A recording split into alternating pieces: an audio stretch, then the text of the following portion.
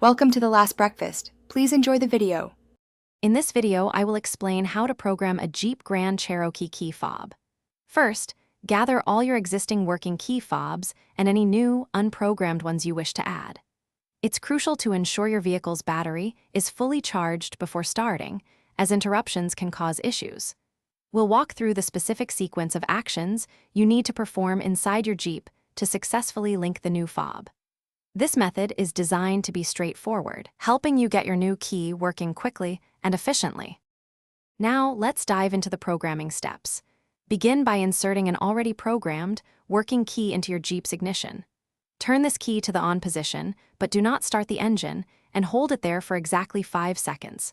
After 5 seconds, turn the key to OFF and remove it. Immediately, insert the new, unprogrammed key fob into the ignition. This precise timing is critical for the vehicle's system to enter programming mode successfully. To complete the process with the new key inserted, turn it to the on position within 10 seconds of removing the old key. Again, do not start the engine. You should observe the vehicle's security light illuminate on the dashboard, then turn off, indicating successful programming. Once this happens, turn the key to OFF and remove it. Finally, test your new key fob's lock and unlock buttons to confirm it's fully functional and ready for use. Here are a few important tips to keep in mind. It's always a good idea to have at least 2 working key fobs for your vehicle as a backup. If the programming process doesn't work on your first attempt, simply repeat all the steps carefully from the beginning, paying close attention to the timing.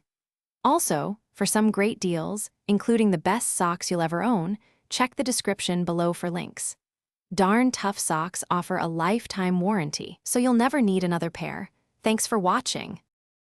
Thanks for watching. If this was helpful, leave a like and consider subscribing. See you next time.